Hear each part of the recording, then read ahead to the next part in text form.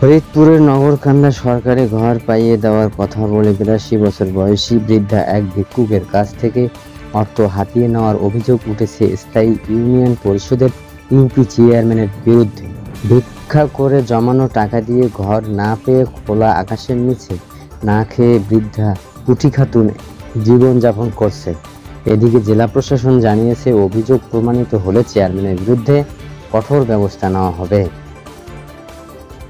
নগরকান্দা উপজেলা বড় শ্রীদির গ্রামের স্বামী রেখে যাওয়া এক টুকরো ভিটাভেটিতে সরকারি ঘর পাওয়ার আশায় ২ বছর আগে ভিক্ষা করে জমানো ১৫,০০০ টাকা তুলে দিয়েছিলেন স্থায়ী ইউপি চেয়ারম্যানের কাছে।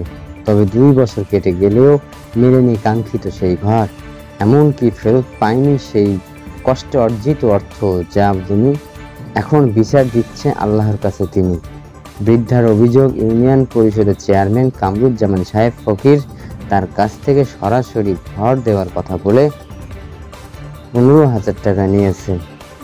অভিযুক্ত ত্রয়োদশী ইউনিয়নের চেয়ারম্যান মোহাম্মদ কামরুজ্জামান সাহেবের ফকির সরকারি ঘর দেওয়ার বিনিময়ে অর্থ নেওয়ার বিষয়টি অস্বীকার করেছে।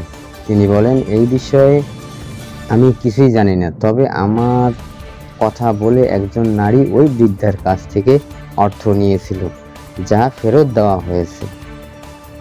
নগরকান্দা উপজেলা নির্বাহী কর্মকর্তা কাফি বিন কবির বলেন, অসহায় এই বৃদ্ধা ভিক্ষুকের টাকা আত্মসাৎকারী চেয়ারম্যানের বিরুদ্ধে সরাসরি কেউ কথা বলার সাহস না পেলেও এই ঘটনার তীব্র নিন্দার ঝড় বইছে উপজেলা জুড়ে। এমনকি চেয়ারম্যানের দৃষ্টান্তমূলক শাস্তির দাবিও করেছে অনেকে।